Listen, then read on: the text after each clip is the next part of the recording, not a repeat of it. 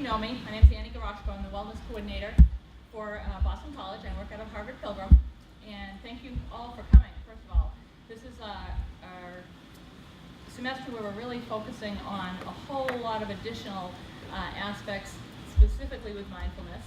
We have actually a waitlist capacity already for our 6-session program. So if any of you have already signed up for that, you're lucky.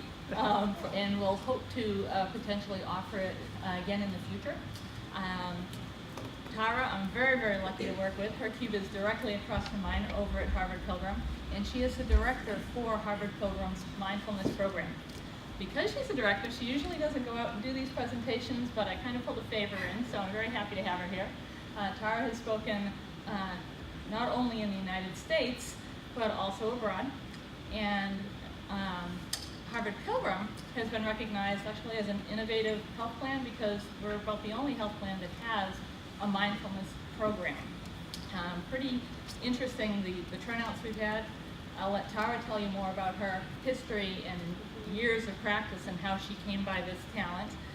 But I just want to be the first to say welcome aboard, and it's my honor to introduce Tara Healy. Thank you. Well, thank you so much, and I'm really delighted to be here and to see such a great turnout for this. So thank you for coming. I want to give I'll give a little bit of my personal history with practice. So from the time I was a young child, I had a curiosity about how our minds worked. And one of the things that really stands out for me is that I would periodically notice that there were a lot of thoughts going on. And I didn't necessarily feel like I was making those thoughts. It's like my mind was sort of secreting thought. And I thought it was so interesting that I also wondered, like, do other people have minds that just go off and ruminate? And I thought maybe I'm the only one. I'm not really sure. And I was young. I mean, I was probably like 10 or 11. But that really stuck with me. And I had a lot of curiosity kind of about how our minds work. And then it started to develop further as I noticed that some kids were really happy and some kids were more anxious and not as happy. And, you know, it seemed to me that a lot of that was stemming from our minds, in part from our minds. So when I was in my 20s, I read a book about meditation, and that really put me on a path of learning about the mind, about practicing meditation. And for the past 20 years, I have been sitting meditation retreats and working with teachers at a place called the Insight Meditation Society. Has anybody ever heard of it? So it's not uncommon that people haven't heard of it, but it is really one of the most renowned meditation and one of the first meditation centers in the country. And it's right here in Massachusetts, in North Central Mass, in Barre, Massachusetts. So Insight Meditation Society, it's quite remarkable. So anyway, I've been practicing over these years. My professional life brought me in the field of health and wellness, and also for many years I worked in human resources. But all alongside that, I had this meditation practice that I never talked about. And I worked with teachers, and I would sit retreats, and I would be able to integrate it in different ways. But about 11 years ago, I approached the VP of HR and said, hey, I think there might be a place for mindfulness in our education, in corporate settings. I think there's a place for this. So the rest is sort of history. And if anybody's interested in more detail about that, I'm happy to offer it. But I know our time is limited, so I want to kind of jump into the content of today. And I would love to find out, first of all, why did you come? I know these are not mandatory, so I would love to hear just a handful, maybe 3 or 4 people. But when you saw that mindfulness was being offered today, just as an intro, what brought you here? Anybody? Yeah. Okay. I was hoping to learn more about it and hopefully to get me into the program, because what I think it is may not be what it actually is. I think it is to help me to calm down and de-stress myself. Is that it? I don't know if that's part of it. It's not the goal, but it is an outcome, and I will talk about that. Yes, yeah. So just kind of how do I just kind of calm down a bit? Yeah. Anybody else? Others? Yes. I'm starting a mindfulness program, and so this is just another Oh, way to learn more about it. great. Yeah. Okay. Yes. So I've been feeling elevated stress level, and I just started a book. I think it's called Next Start, and it's on mindfulness. Okay. And I found that it's been helpful. Okay, great. And then this program came, and I thought Yeah. it'd be a great time. Okay, good. Thank you. That's good. And we'll do some Q&A throughout. But I thought I would share just the next slide before I get into the content, just to kind of give you a sense of what's happened since 1980 with the studies and the research done on this particular topic. So like 11 years ago when I first started offering this, which was around 2005, you can see there were only 70 peer-reviewed studies. But now, and I just have to 2014, I haven't seen the latest on this, but we're up to about 535, and that's dramatic. I mean, from having 3 to 0 to 6 to 1 in the 80s.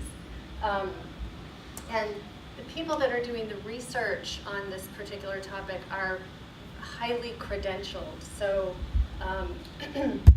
Dr. Sarah Lazar at Mass General is quite a remarkable neuroscientist. So we have a lot of really rich resources in the state of Massachusetts. So just wanted to kind of give you a sense of how this has increased in popularity. And honestly, in 2005, when I started our program, never in my wildest dreams did I think I would see this topic on the cover of Time magazine or in the New York Times. I mean, never.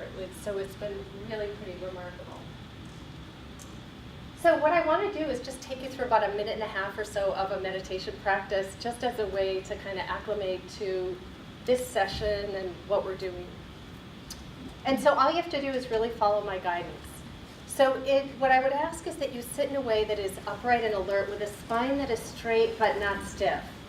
So be careful not to lean back to the chair because sleepiness is really common.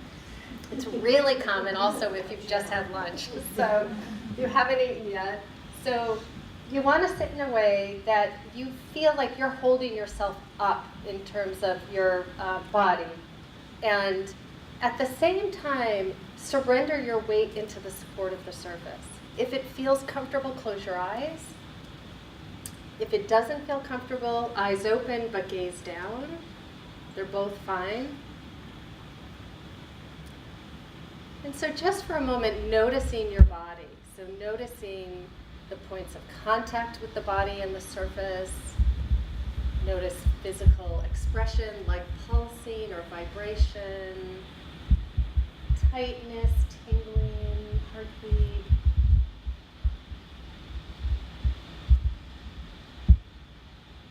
And just simply noticing and aware with a wide angle lens of attention over your whole body, what has this day so far produced in your own body?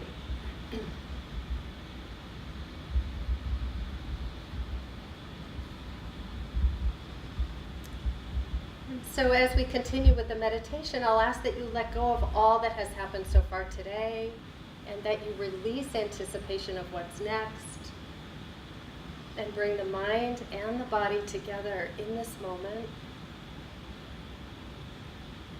And dropping your weight, yet holding yourself upright. Starting at the top of your head and sweeping awareness down over the face and the sides of the head and the back of the head, just noticing what's there. Bringing awareness down over the neck and shoulders, the arms, upper arms, forearms and hands. Noticing the torso. And again, just looking and letting your attention land on sensation or even lack of sensation. And bringing your attention down over the hips and the thighs, the knees, the lower legs, and the feet. And just aware of what's there, sensation or lack of sensation. Just for a moment, begin to narrow your focus on the sensations present when you inhale and when you exhale.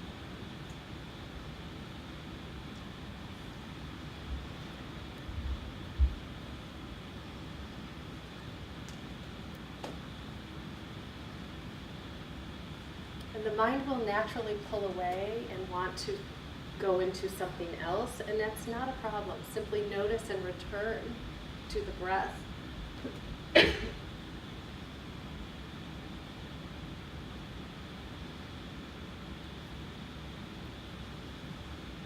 And in just a moment, you will hear the sound of a chime, and you can move your attention from the breath sensation to sound, tracking the sound all the way out.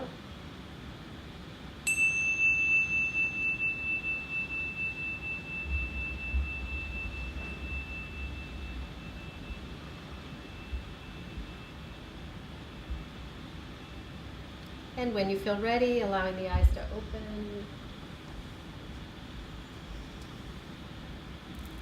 Okay, all right, so ready? So I want to kick off with a quote by Sonia Sotomayor, and I read her memoir a while ago called My Beloved World. And there were a few things that stood out, but one of the things she said, what holds a jury's attention essentially is the quality of one's own attention.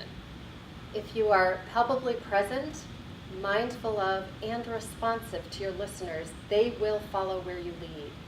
If, however, you are droning on or reading from a script, you will lose them, regardless of how compelling your argument. And I thought that was so fantastic because it could actually, jury could be substituted for almost anything, really. You could substitute what holds a coworker's attention, what holds a partner's attention. It really doesn't matter, is the quality of one's own attention. And in part, with mindfulness, we are honing our capacity to be much more awake and aware and present, and to bring that into the service of our lives. So I often kick off with some quote, but Sonia Sotomayor is one of the quotes that I really love, because I think jury can easily be substituted. So this is what we're doing over the next half hour or so, is talking about, well, what is mindfulness and what is meditation? When I first started teaching, people ask me all the time, well, what's the difference between the two and how do these two relate to each other? So I want to go through that. I want to offer you some of the benefits, a little bit more of the research, and we'll do a little bit more practice. So there's a lot of misconception, and there's lots of ways to define this. So here's some of the most common misconception, and there's more. Mindfulness is not a passive state of mind. It's not relaxation. It's not trying to create a special state in your body and mind. It's not trying to analyze or figure out, and it's also not trying to stop thought. And those are really big misconceptions. And if you leave with anything today, I hope that you leave knowing that mindfulness does not mean that we have to stop our thoughts. We have to shut our mind off. It would be the most frustrating thing to actually have that as a goal. It's just not what we're trying to do. And I will elaborate on this. So it's none of those things. A little bit more about what it is, and then I'll say more about what it is. So it is a very active state. It's an engaged, present state of mind. It's a practice. It is, the default mode for us is mind wandering. And there's some research that says about 50% of the time that we're awake, we are wandering. It is simple but not easy. In the practice that we just did there, how many could say, it is simple, well, just watch your body sensation and pay attention to your breath. But how many of you noticed that your mind actually had some chatter? Just like a show of hands, so people know they're not quite alone. It's normal and it's common. So it's also a discipline, so that when we're practicing, we're really reminding ourselves, when we see, even if you're waiting in line and you're lost in thought, and just coming into where you actually are, qualitatively start to notice the difference. What's better, being lost in a rumination or actually being present? The other thing I want to slip in here is the goal is not that during all of our waking hours we're constantly awake and aware and alert. And mind wandering is a default mode, and it's actually considered a bit of a resting state, so it's not that it's wrong or bad. But I'll say more about that in a minute. Mindfulness is also the capacity to see clearly how things actually are, how they really are, not how we wish they were or how we think that they should be, but it's how they are. So let me say more about it. So here's the definition, and I define mindfulness in 2 parts. So mindfulness is a quality of mind that is awake, that is aware, that is alert, and that knows it. So have you ever been lost in thought and you have this moment where you kind of wake up and you're like, whoa, where was I? Has that ever happened? Okay. So we have this moment where we go, oh, wow, like I was just off, like, you know, planning a trip or doing a grocery list or planning something fun or not. The moment we wake up from rumination is a key moment because we are now awake, we are aware, we are alert. We know actually where our attention is. When we know where our attention is, we can be far more intentional about how we regulate it. So if you're working on a project or you're doing something at home or whatever it might be, and you see that you haven't actually been fully engaged, and don't you know when you're talking to somebody whether they're fully engaged with you or not? We get it. We just completely get it. So this is when we catch ourselves at those moments where we do actually need to be engaged. We can be more intentional because we know where our attention is. We're actually, through the practice of meditation that I'll get to in a minute, we're honing our capacity to be more intentional about how we regulate it so that we're not so easily hijacked.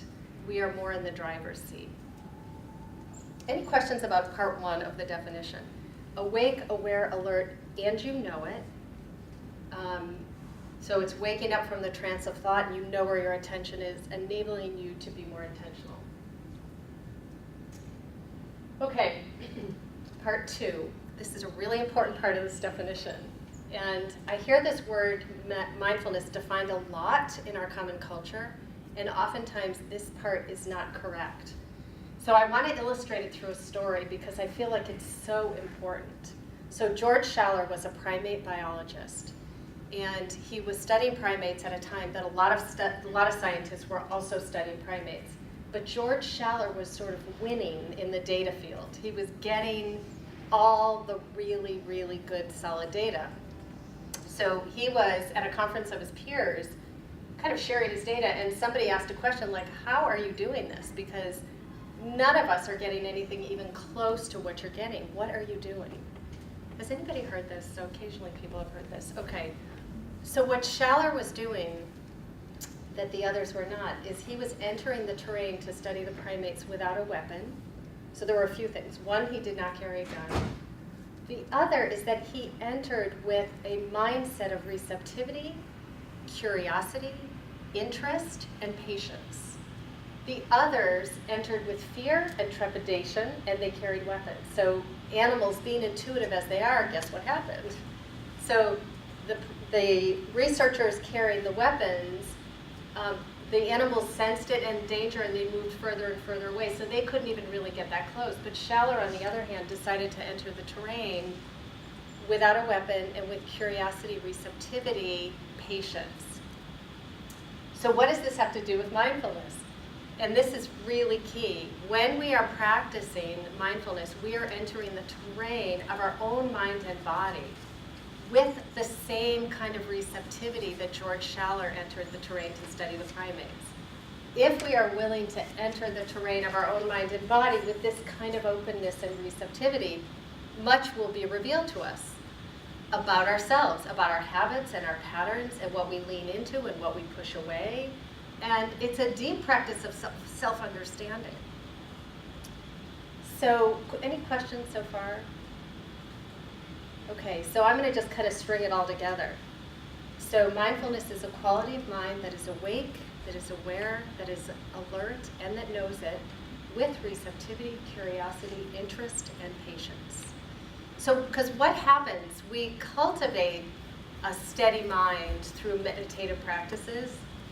And when we're doing meditative practices, it's inevitable that our minds wander, and we can also be quite hard on ourselves and think that we are not doing things right or that we could always be doing things better.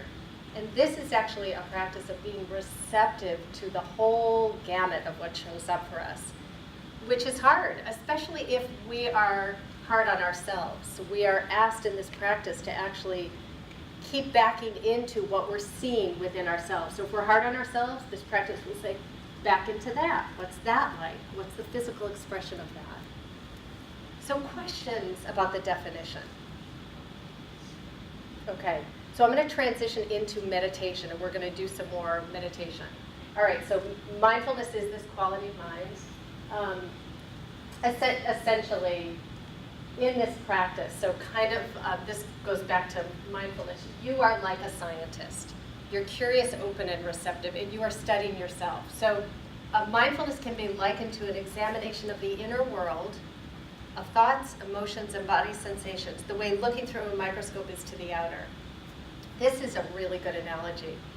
If I put a microscope in front of everybody and I put something under it, but I didn't tell you what I was putting, and you walked toward it to look, it's very likely that you would be curious, you would be open, you would be receptive. You wouldn't look and say, well, that's dumb, that really should go here, right? I mean, that's not what we do when we look through a microscope. We have this kind of mindset of curiosity. That is the mindset that we bring to this particular practice that is so vital. I want to give 2 examples of how this plays out real life. So Christy is a project manager at Harvard Pilgrim, and she had a really bad day. The details don't matter because it would make the story too long. But she left work a little early, pretty emotional, got home. Now, she took the class with me very, very early on. She took a 6-week. So she gets home, she immediately goes into the TV room, puts the TV on, puts her feet up as a way to sort of just distract from what had happened. So she's watching TV and being distracted from her bad, awful, terrible day. And she all of a sudden remembered, well, wait a minute, I just took that class. What about if I actually notice what's going on within me? So she got up and shut the TV off, and she just took a minute to like sit in the chair in the room, kind of close her eyes and just notice, well, what's the physical expression of this angst, of this awful day? And can I actually see the thoughts I'm having as more of an observer without getting hooked, but just to see, oh, this is going on, and this is what the physical sensations are like in my body. Can I actually let that do its thing and just receive? So it's receiving, curiosity, openness, and patience. And the rest of her night, not that everything was perfect, but she said that kind of really broke a habit pattern of resistance to what actually was happening. So what actually was happening, she felt awful and she didn't want to feel it. In this practice, you turn toward the awfulness. As counterintuitive as it sounds, it is what moves you from into another frame. And then the other one, this is actually a patient of Harvard Pilgrim's who's given us permission to tell his story. So Neil's about 32, and he has a condition called AFib. So his heart would just beat rapidly, and it would really sneak up on him. He's married and has a 3-year-old daughter, so just so you can have the whole picture. And he's in the finance industry. So he's at work about 18 months ago, goes into cardiac arrest, rushed to the hospital. Now he's had this condition for 17 years. What he typically does when the symptoms come on is he distracts himself. So sort of like Christy with the TV, only what Neil does is he'll listen to music, or he'll go out and rake leaves, or he'll do anything but actually be with the physical experience that AFib, because it's so unpleasant and so scary. So he comes out of the hospital, he's connected to a Harvard Pilgrim nurse who's taken mindfulness. She says, Neil, would you consider mindfulness? He said, I don't know anything about it. So she gave him a quick little intro, took him to the website, and they did a brief meditation together. And there was something, now this is a guy who came close to losing his life. So there was something in there that he thought, there's something about this that because lots of other things haven't worked, and he's been on anti-anxiety meds and high blood pressure. So the long and short of it is he started practicing and just using our website. And then I got on the phone with him, and he did say to me, how can I not experience this? I'm doing the breathing, I'm doing the meditation, and that's really helpful. But when the AFib starts, I don't want it. I'm resistant. So I said, Neil, this is going to be counterintuitive, but I'm actually going to ask you to remain safe, but instead of turning away and distracting, I'm going to ask you to turn toward the physical expression, what's happening. So he did, and it was a complete change for him because he was so afraid, and he actually, what he learned by starting to kind of dip his toe in the water and turn toward the physical experience, that he didn't actually need to be so afraid, that he could manage it. He could actually, and so what happens is that it would have a birth, it would have a life, and it would pass. So he was learning this, that everything, every mood, every thought, every emotion actually has sort of a birth, a life, and it moves. So his AFib episodes, he was learning to sort of stand his ground and kind of let it do its thing in his body. And it was a real, it has completely changed this man's life, because he was running from like a scary monster and never turning back to see what it was. And I said to him, no, I want you to turn and see if you can actually create space for it to happen. And that, so anyway, Neil lost 85 pounds, he's come off his high blood pressure meds, anti-anxiety, and he's very conscientious practitioner. So those are, I wanted to give you examples of like, what does this look like in real life? Like, how does this apply in real life? So it could be something as simple as somebody sends you a provocative email. What's the whole chain that happens? You read a provocative email that has triggered you, and what this practice would ask you to do is to actually catch it. Usually you don't catch it right away because you're lost in, well, they misinterpreted me, or whatever it is. So this practice, the more we're working with our minds, the more we see, oh, I have just been triggered, and here's the physical expression. This is actually what's going on. It allows a little bit of space between the impulse and the action. So let's go ahead. This acronym, and there's 4 clicks, Annie, so is with both Christy and with Neil, basically it's just recognizing that they were triggered, that something was going on for them. The A is the acceptance. So with Christy, she shut the TV off, and with Neil, he decided to turn toward that thing that was chasing him. The investigation is exactly what I've been saying about just, well, what's the physical expression in your body? And then one way to actually work with that is just make a mental note, like, oh, heat, or pulsing, or vibration, or contraction. Really raw data. That's what you're doing. You're doing it's raw data. And I think this acronym is on the back of these resource guides. Pretty sure. Okay. So our deep conditioning often means that we are lost in thought of the past or the future with a consequent disconnection from our moments. So this is a study that I just referred to earlier, but it was done at Harvard by these 2 guys, Killingsworth and Gilbert. And it was a very well-designed study, and they had about 2,000 people. And basically what they did is they asked them 4 questions. So it's like, where are you? What are you doing? Is your attention awareness with what you are doing? And how happy are you? What they found is just under 50% of the time, people were mind wandering, and they were, for the most part, their wandering was related to things that were not that pleasant. So a wandering mind is an unhappy mind, and it's just a quick Google search. It's really, really well-designed study. So one of the things we're doing in these practices, we're helping to counter that wandering mind, or to see the content with greater clarity, like, oh, I'm worried about this thing in the future, and then you can actually put it in some kind of perspective. I have been asked a lot about multitasking, so I threw a slide in about that. So here's what I say about multitasking. There's so much data that says it's not good, and that it's too resource intense for the brain. So what happens because of that, and also we're not really multitasking, we're quickly switching.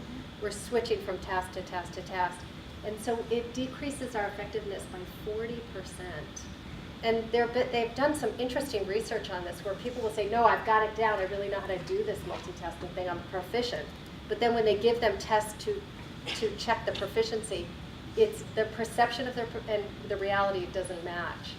So it's not more efficient. What I would say about this, and I say this to groups all the time, use the practice of mindfulness about being aware to see what's habit and patterns and what's conditioning, what's needed and what isn't. So if you're working on something and you heard that you got a text, do you really need to check? And it's just a matter of just stopping and going, okay, I see the inclination to check, but I don't really have to. And so every time you renounce kind of those little things, you're strengthening your capacity to be where you are. So I say mindful task, don't multitask. The benefits, I'm not going to go through all these, but there's so much research and it's trending in the direction of the benefits that you see here. And this is from Dr. Richard Davidson at the University of Wisconsin, who is a renowned scientist, neuroscientist, and Dr. Sarah Lazar. UC Berkeley and Stanford also have centers of mindfulness, and they're doing amazing research. So, but I also want to just say that the research is in its infancy, and I'm really cautious about like over-promising. And I mostly say to people, like, I think, this is an empirical practice. Listen, take it in, practice for yourself, and then notice what you see as a result of practicing. What's your direct experience?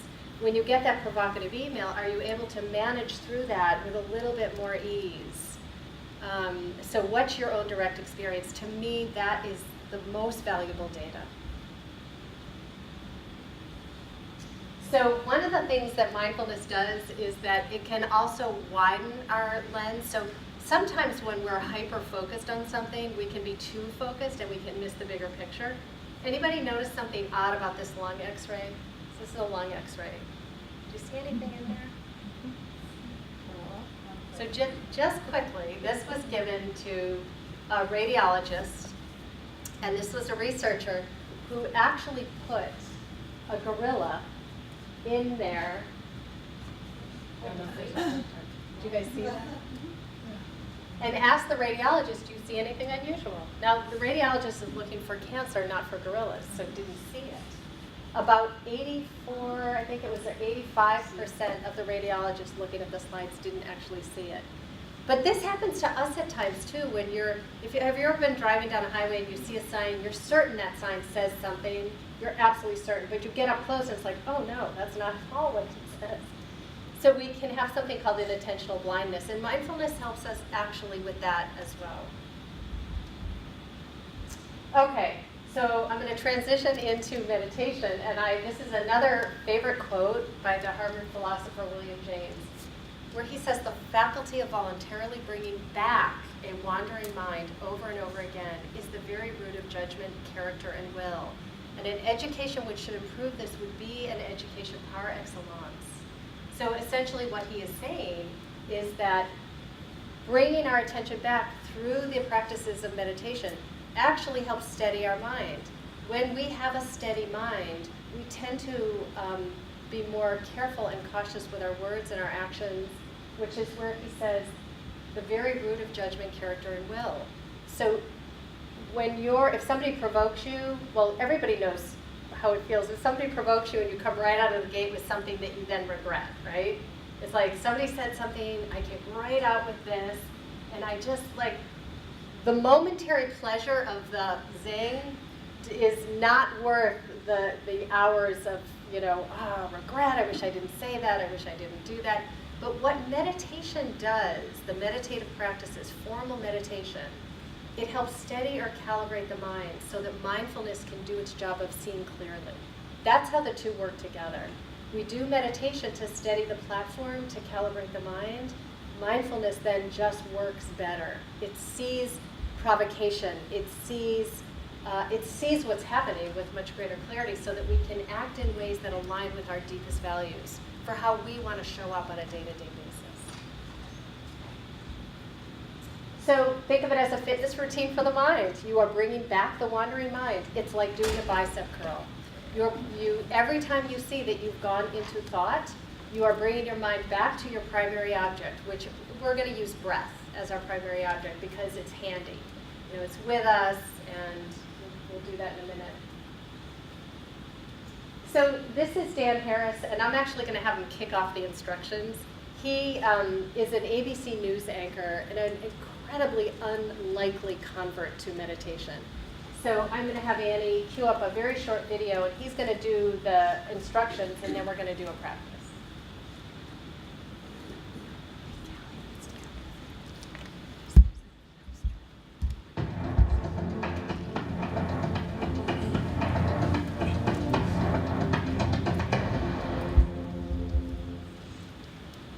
Welcome back. Not long ago, I found myself on a strange, unplanned journey. It started with an on-air panic attack and led to interviews with a gaggle of gurus, none of whom could give me any practical, actionable advice for taming the voice in my head.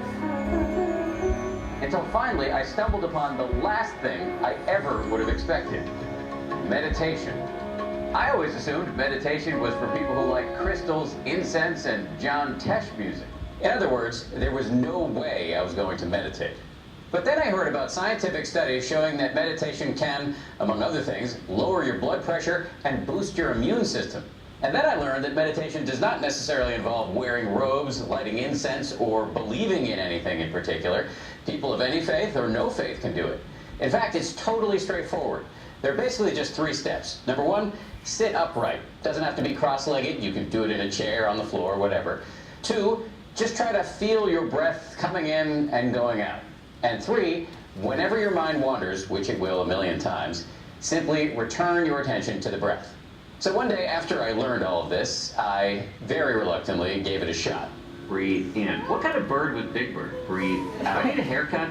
What's the definition? Decided pencil should be yellow. In a way, it was like the panic attack. My mind hurling lots of crazy thoughts at me. Idea for old school hip-hop vegetable. Rap Van Winkle. Why? But this time, I had a weapon. Get in the game, dude. In those brief moments where I was simply focused on my breath, breathe in, breathe out. It was like pressing the mute button on the voice in my head. Where did gerbils run wild? Breathe but I describe myself as more of a follower or a shot. Breathe out. And it created space between the thoughts before they inevitably came marauding back in. Meditation is like exercise for your brain. I'm not speaking metaphorically here. Check this out. Brain scans show that short daily doses of meditation literally grow the gray matter in areas associated with self-awareness and compassion, and shrink the area associated with stress. As for me, it's not like my life has become a nonstop parade of rainbows and unicorns. I still sometimes let work stress me out and distract me, but my emotions and impulses no longer yank me around as much, which, frankly, is a superpower. Meditation has also helped me slow down enough that the good stuff in my life has become much more vivid, from the fact that ABC lets me be the co-anchor of Nightline, to simply eating cookies with my wife, or playing with our cats. So I'm going to take you through a meditation right now. So Dan Harris is very funny. In fact, I just interviewed him for a piece in our Harvard Pilgrim newsletter just on his story and kind of how he came to meditation practice, and he is very funny. And completely opposite of what he ever imagined that he would be like devoting a huge part of his life to. And he has an app called 10% Happier, owns the company, and they're actually based in Boston. And I included that in the resource guide. It's fantastic. I have no stake in the game with this at all. I'm very, very picky about accuracy when it comes to this topic. And his teacher happens to also be my teacher, Joseph Goldstein. So one of the segments is with Joseph and Dan, and it's fantastic.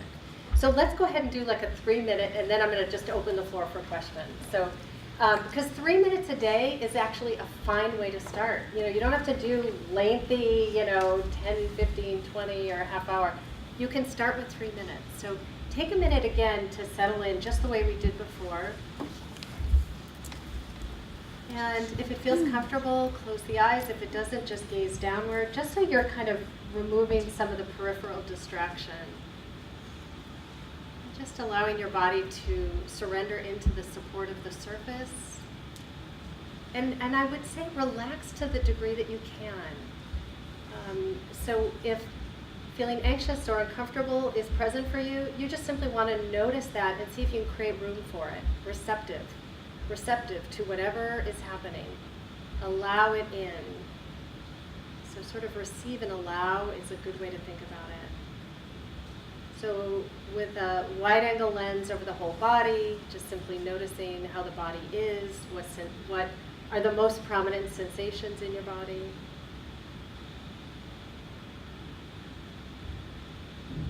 Just for a moment, I'm actually going to have you widen that lens of awareness to the room, include sound in the room as an anchor for your attention.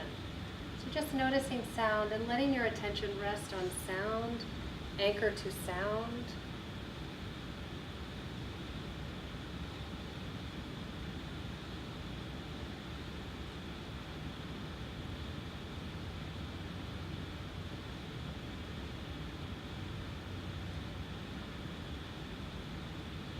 As thoughts come in, as they naturally will, and you notice, just simply release the thought and return to sound.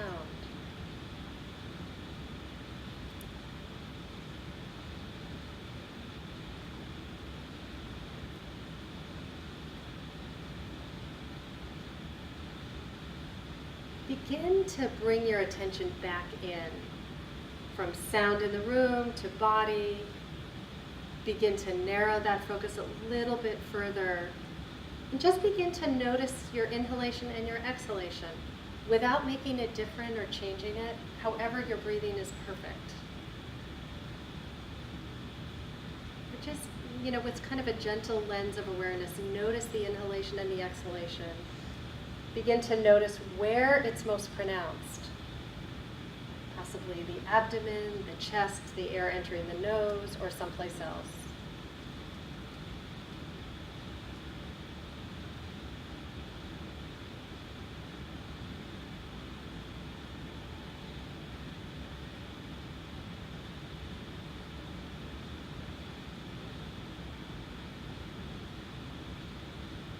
Once you've found that anchor for your attention, just kind of hang out with that for the next minute and a half or so. As your mind wanders, just come back. It's not a problem.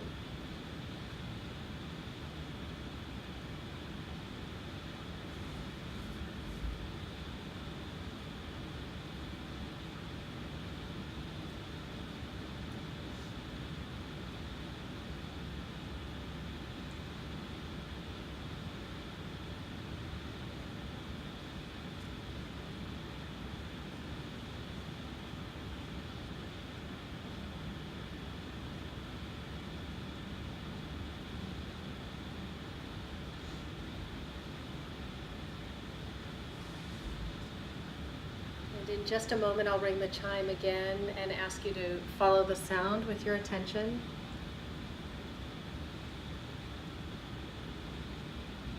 When you can no longer hear the sound, just raise your hand.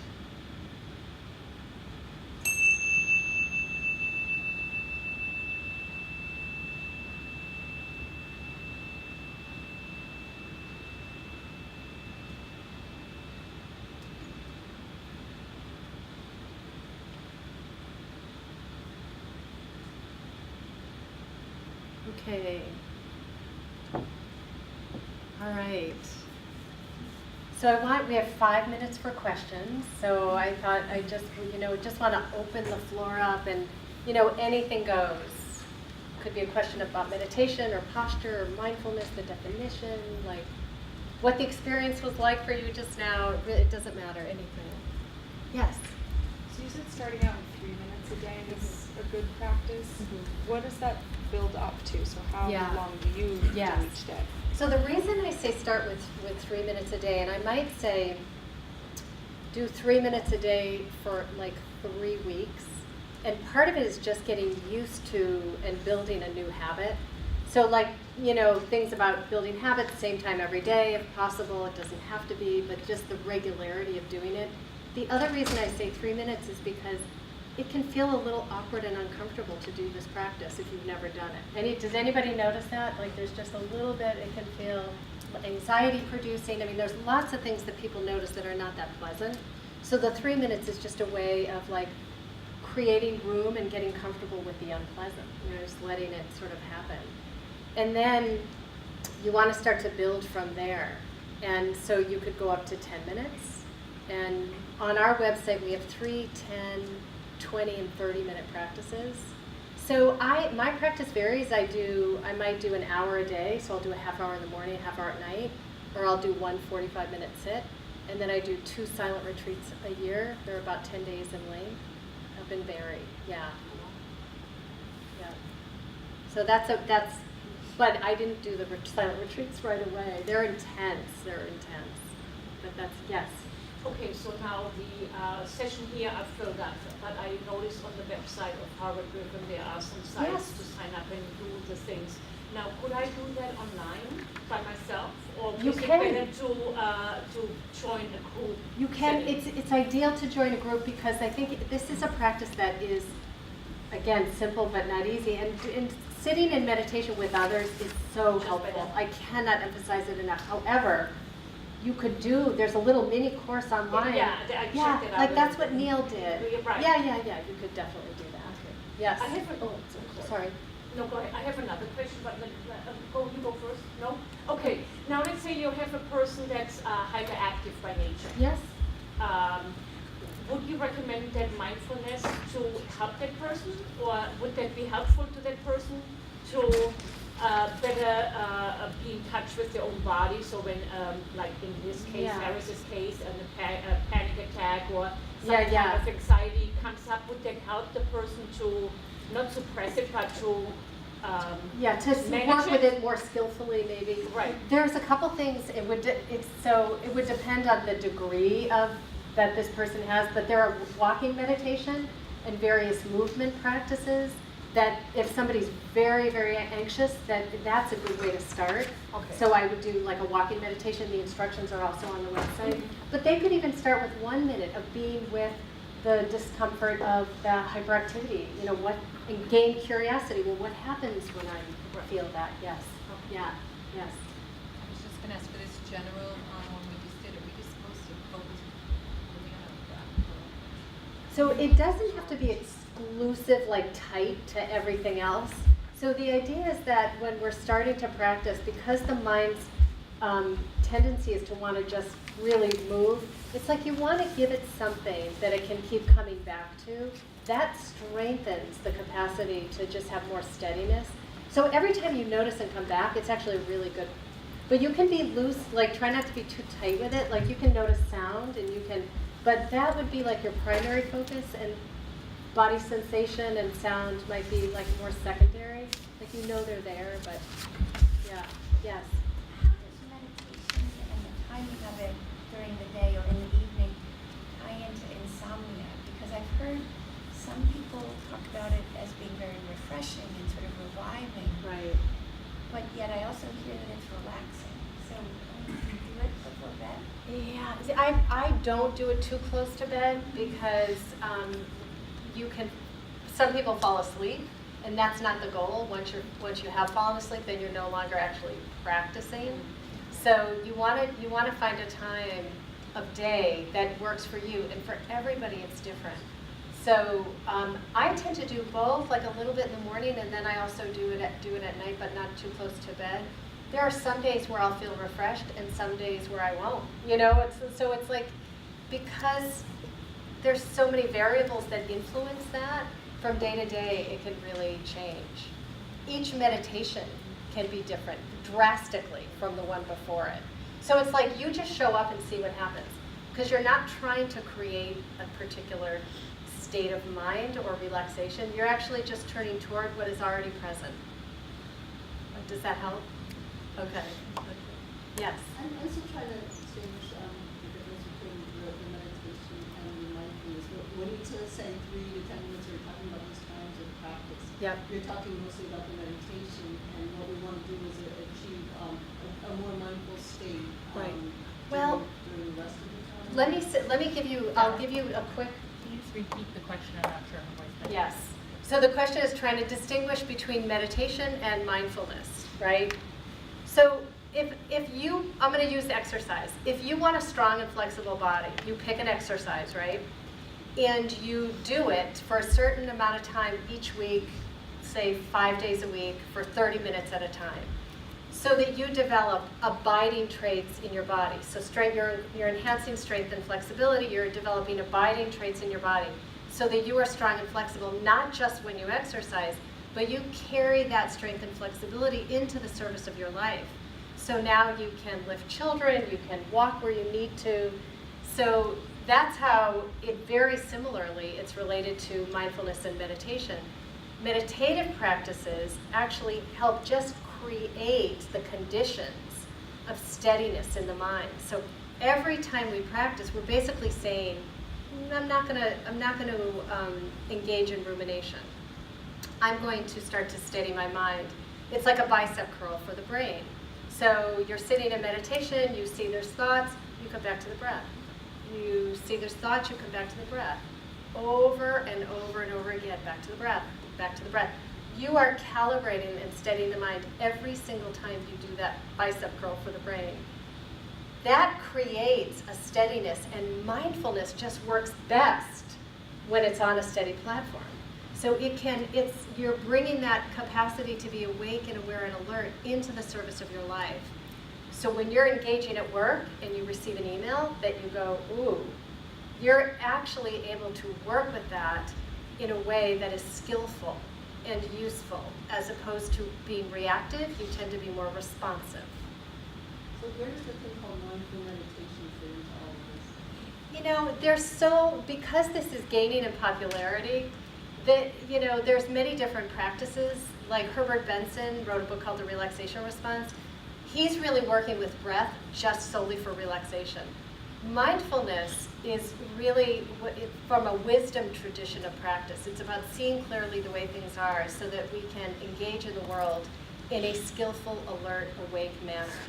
So when we're practicing mindfulness meditation, we're not doing it to relax. Paradoxically, that will come because we are less triggered or provoked by things that happen to us. And the best way to really start to understand the distinction is to engage it, like actually do it, and get some steadiness. Mindfulness increases the gap between impulse and action. So the more we meditate and steady that platform, the more mindfulness is going to be more effective in helping us even see our intentions and motivations for things. Because oftentimes those aren't so clear. And when we start to look and go, really, what was my intent in sending that email or in saying those words to another person? When we start to look really clearly, we can see our intentions sometimes are a bit mixed, but the bottom line is you want to see. You just want to see, and this practice helps us see clearly. Yes. I took her 6 week a long time ago, but just for clarity for me. So I did meditation, not specifically mindfulness gain. I would gain relaxation, but the mindfulness would strengthen my ability to not internalize, not judge, but allow me to respond because not being relaxed, but it would have me be more aware of my own reactions. Yeah. I mean, it's a practice of self-understanding. So ultimately, you start to notice reactivity. Like it's almost automatic. Like if you think, there's somebody in my life, honestly, a family member that triggers me. So I see that name come up on my phone, I contract. But then I immediately see the contract, then it's like, okay, because I can actually catch what's going on in my mind and body, it gives me just a little bit of pause so that when I click and say hello, that I'm more aware of my words with this person because I never want to be hurtful. Do you know what I mean? So it's like, I also changed the contact name to Breathe. B-R-E-A-T-H. And that's really, it's like a simple thing, but it's just like oh, okay, I know who this is. Just like a little bit of a, but it works, it just, because you want to just see your own reactivity with kindness. Like, I really emphasize when I have more time, just like the lens of compassion. Yes? I was just curious, how close is this linked to emotional intelligence? I saw it as one of the benefits of the work Yes. sessions, but in reading different things, it does sound very similar. It's very similar. It helps cultivate emotional intelligence. The more awake and aware we are to our own habits and patterns, the more we can do something about them. Because otherwise, like Dan Harris says, like he found it to be a superpower that he wasn't yanked around anymore. Like, think about how much we get yanked around by our emotions. So this is a way of kind of getting in the driver's seat and seeing with greater clarity, like, how am I engaging when things are happening that I don't like or I wish were different? How am I engaging when I want something I can't have? And it's the same for the good stuff too, by the way. When things are really good, we sometimes don't want them to change, and there's a subtle holding on. Like, I never want this. Like, I was with a friend yesterday who said, I'm holding on to every last bit of summer. I just don't want to even think what's ahead. Like, she was really like not wanting it to end. So you just see that every single thing has a particular life story. It arises, it has its thing, and it moves. And so we learn to have kind of less attachment and just more peace with the way things are. Does that help? So I hope that I've busted some of the common misconceptions and that you're able to leave here with a more informed understanding of what this actually is versus what it isn't. So thank you all so much for coming, and thank you for your questions.